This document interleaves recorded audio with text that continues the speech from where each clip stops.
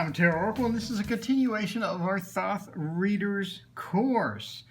This is not a comprehensive 5 hours per card course. If you would like to see almost an hour per card, see the link in the description. This is a reader's course. We're getting you to where you can read the Thoth Tarot. So let's quickly review. The Ace of Swords is all about the idea, the bright idea, the new inspiration. You can remember it with the bright idea bulb above the head. Everybody's favorite, used in businesses everywhere all the time for innovation and bright ideas. The Two of Swords is peace. You can see it because the peace sign right over here, peace. Peace means, obviously, sort of making up from the quarrel that you just had. The tension is relaxing. It's not going to be as bad as you thought. It's going to resolve and be peaceful. Again, the peace sign. The 3, which is going to be unhappiness, sorrow, etc. You can see the rose being sawed and shredded by the 3 swords. That is sorrow. Easy to remember because saw and rose. Saw, rose, sorrow. It's going to be unhappiness, sorrow, tears. Definitely not a good card, and you can sort of see that through the color in the card. All right, then the 4 of Swords is going to be truce. Think of it as the 4 hands shaking, getting a temporary truce, like the Christmas truce, a temporary truce from hostilities. Doesn't mean it's over, it means it's a temporary truce. And then finally, we have the 5, which is feet. Remember, the feet go in there. Defeat, defeat. So defeat obviously is defeat, loss, spite, everything bad. It's pretty much, you've been defeated. So those are a quick review of those. Let's move on to number 6, which is science. So this is our new card of the day, science. Easy to remember because I want you to remember the clock. There's a clock with a cross in the middle of it, and the swords sort of make up this clock hands, and the clock time means that you have worked all day, and at the end of the day, we're getting paid. So this is reward for work. Basically, you labored, you worked, and it's time for your reward. So yeah, I mean, it's also just labor and work possibly. So remember the clock, laboring all day, the clock, but at the end you're getting paid. So you do labor, you do work, but there is a reward at the end. Now, important to know that does also mean journey by water. So you could have journey by water as well, but this is science. Again, easy to remember. Just think about the clock, and the clock will help you remember that you toiled and you worked and you did a good day's work to get to where you are today. And it's time to sort of get that reward or maybe do more work. So it is about labor, different definitions in different books, but both of them agree journey by water, but one of them says that it's labor all day or working all day. Another says you've been working all day, now it's time for your reward. So think working all day, staring at the clock, but at the end of that journey, at the end of that work, you are getting a reward. So this is a good card. It's a successful card.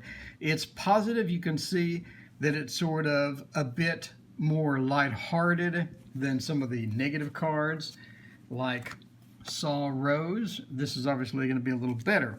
Very pretty card as well. We're looking at Mercury in Aquarius. It's a very innovative type, high technology card as well, if you want to lean that way. So someone says, what kind of job should I be looking for? You throw this down, you could be looking at technology. So how do we do this in a reading? How is my relationship going to turn out? Well, we have a relationship, but it looks like it's going to be some work. This doesn't look like an easy relationship. This is not something where you're just going to jump in and it's going to be smooth sailing. There's some work ahead, right? Think about the clock, staring at the clock while you're working all day. It's going to be working relationship. You're going to have to work through a lot of things in the relationship, but it is positive, so it is going to work out, no pun intended. but definitely something to look out for. Let's say we are planning a trip. The trip is going to be a lot of work. This is not going to be an easy trip. You're going to have a lot of work ahead of you, right? We have the movement, the chariot, and then we come back to work. Again, it's going to be a lot of work. Now, what if it's reversed? What if the clock is reversed and everything is suddenly easy? Well, maybe it's not as much work as you thought. Maybe the trip will be easy. Maybe the relationship will be easy. Maybe at the end of that, it's trying to find a new person to date. Maybe checking out some other guys. Well, it looks like that's going to be easy to find you a new person. It's going to be easy to find a new relationship because we have science upside down. Again, very cool card, beautiful card, as with all things in the Thoth Tarot. But also remember the journey by water, in case you get asked that. The next card is journey by land, which is why I bring that up. So that is science. And the next card is futility. Very simple to remember. I want you to think of the Borg. Think of the Borg. So in the card, you have sort of the Borg's neck and a head shape. So you have the head of the Borg with all the metallic implants of the Borg. If you're not familiar with Star Trek, the Borg are a race of beings that are electronic in nature and cyborg in nature, and they assimilate. So I want you to remember the Borg as futility, because the Borg's phrase is resistance is futile, or futile, depending upon the Star Trek episode.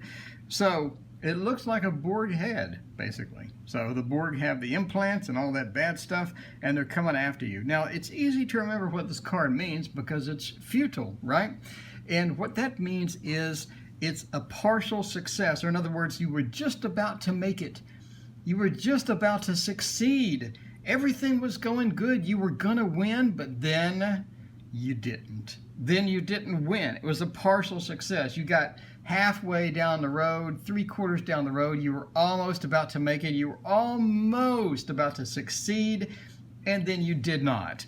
So that's how the Borg always go in the TV show Star Trek. The Borg will assimilate a bunch of people. They're almost about to win. They go back in time in one movie. They almost win. They're about to win. Everything looks hopeless, and then the humans win. So the Borg are actually the ones that are doing the futile attacks and all this other stuff. They don't win. You're just about to make it. You're just to have that partial success. You're just about to succeed, and then you don't.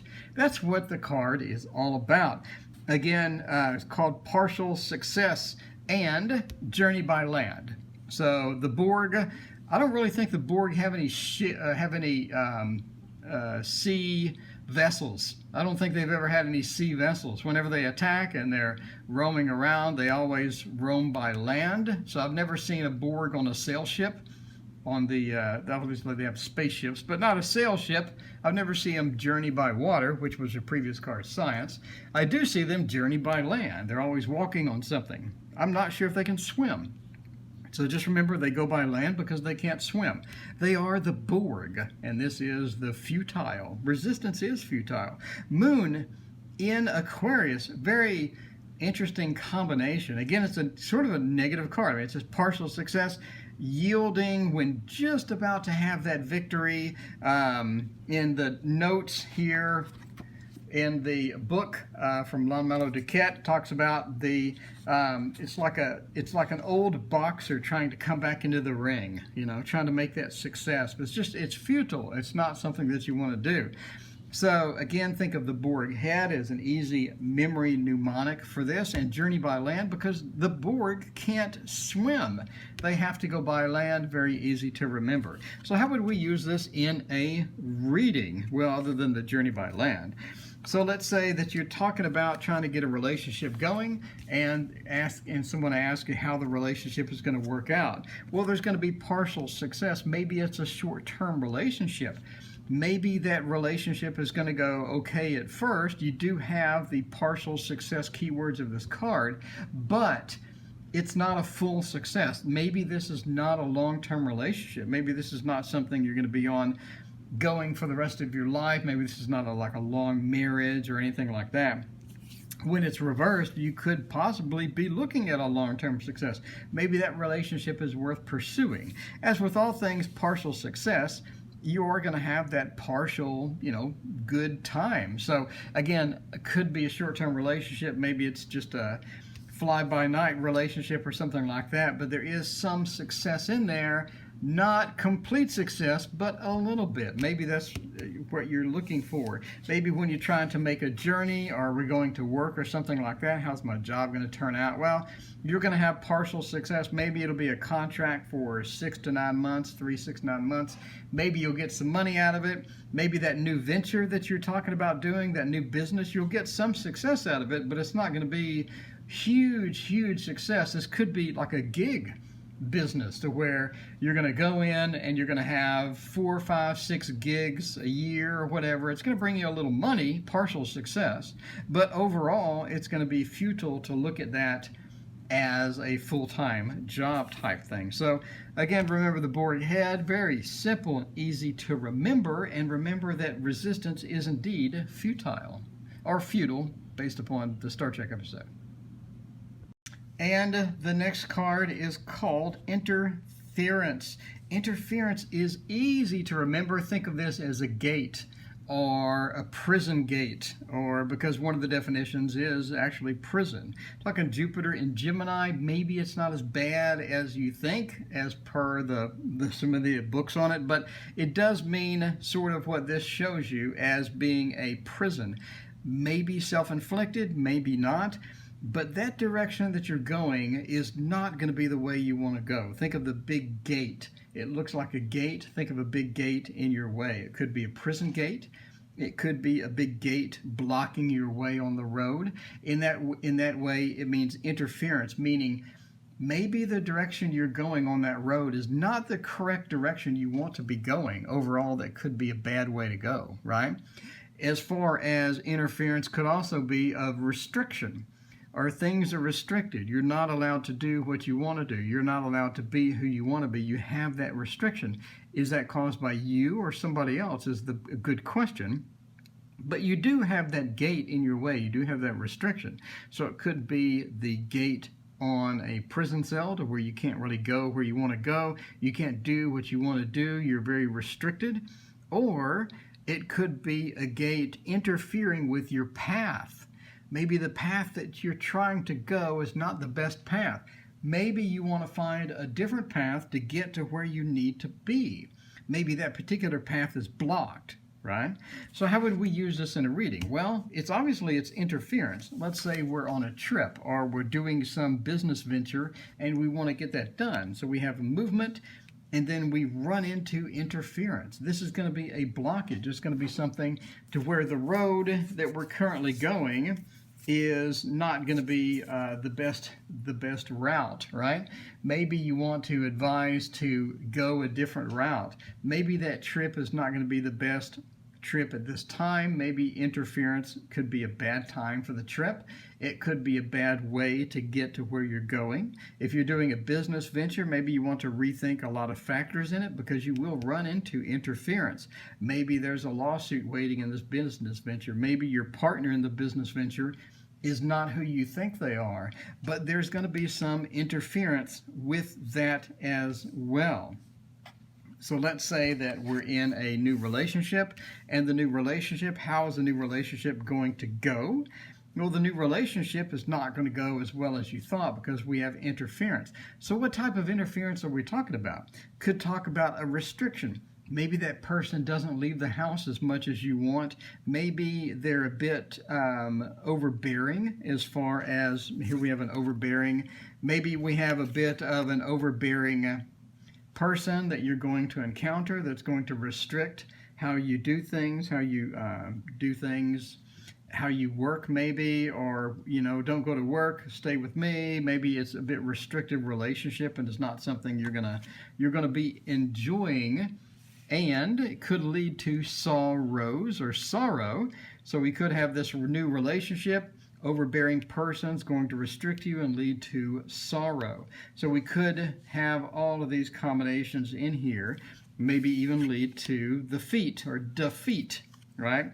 So let's say you have this restriction and you're coming up on something a bit better, like peace. So we have this restriction, everything's restricted, sort of in our own prison, or sort of the path is blocked, but now we're going to have peace. Maybe that person is going to be less restrictive, maybe the pathway is going to get unblocked, and now we have peace, and now we have a defined way that we can go. Maybe a bright idea could remove that restriction and bring peace, right? So we have the Ace of Swords, a bright idea, the new innovation. The new innovation could find peace sign from that restriction that we had before. So if this is reversed, we could be looking at less of a restriction and more of a free place to go. So our bright idea could lead to less restriction. It could lead to less of a prison for ourselves and make our way happily towards something that's going to be better, some peace, or maybe even science, where we get to do the work that we want to do. So we can't do the work that we want to do because people at work are too restrictive for it. But if we come up with a bright idea, now we have science, and now we have that futility, but it's going to be at least, you know, some success, or some success along the way. So maybe that bright idea, is it worth pursuing? Well, we get some success out of it. So maybe not, you know, we never know. So there's your interesting combination with futility as well. So that is interference. A lot of negative cards this run, but you'll be okay. Well, maybe not if you draw this. This one is called Cruelty, and as you can see, it's not that good. Mars and Gemini, it is cruelty. Basically, there's absolutely nothing redeeming about the Nine of Swords whatsoever. Keywords are illness, suffering, pain, cruelty. Basically, some things say that it is self-inflicted in many ways, because it is just this constant self-inflicted sort of mental anguish or something like that, according to some of the books that I've read. But basically, it's just a negative card, cruelty. Very simple to remember. Cruelty, the blood dripping kind of gives it away. When you pull this is not going to be a positive card in any way, shape, or form. So should be fairly simple to remember. Cruelty, and you have that Mars through that Gemini sign. Definitely an interesting combination there for sure. But you know, it also talks about dishonesty, somebody lying, and things like that. So you know, it's not a good card. There's not really much to say about it, as you can see from both representations of the card. This is not going to be a positive card that you're going to draw and be, hey, this is great, I'm happy to see this in my reading. So simple to remember, cruelty, just this blood. It wasn't really necessary to drip the blood on the card, not only here, but you have dripped all over the card. Simple to remember that this is cruelty. There's really no mnemonic or little things. You can even see little dents in the sword, little divots on the side of the sword. I mean, the swords have been used a lot. They've been damaged, and there's a lot of blood coming out, as you can plainly see. So I'm not really sure how you'd use this in a reading. Not probably the best thing to have in a love reading. Probably not the best thing to have in a love reading. If we do have a love reading, it turns into this. This could be self-inflicted, like we talk about. Could be our thoughts are deceiving us. Our thoughts are not going to be the best in that. It could be one of those things where we need to clear our head before we get into the relationship. If we get into the relationship with our headspace as is, we could be looking at cruelty, right? Could be looking at a negative relationship, could be looking at a self-inflicted, possibly pain that we have. You know, everything's okay in the relationship, but we're always paranoid. You know, those relationships where we're always thinking they're going to break up with you. You know, it's like, well, they're eventually going to break up with me, or I see this as a negative in the relationship. There's always bad news. It's one of those relationships where we always think there's more bad news. Every time something happens, oh, that's terrible, that's bad news. Something bad is about to happen. Could be self-inflicted cruelty. Definitely not a good card.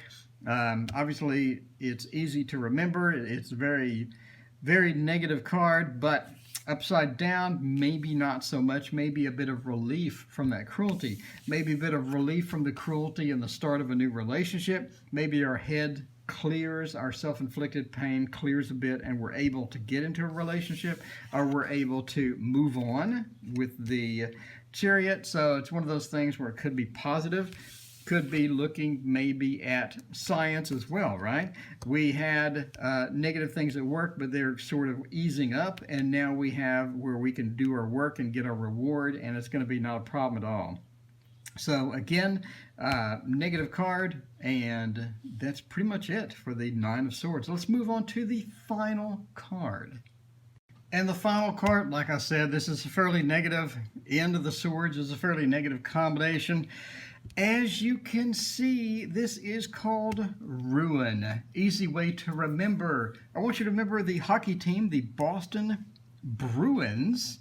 Take out the B, now you have Ruins. The Boston Bruins having the worst season, let's say. Well, actually, they're a great season right now, but having the worst season in their history, and everybody has thrown their hockey sticks onto the ground.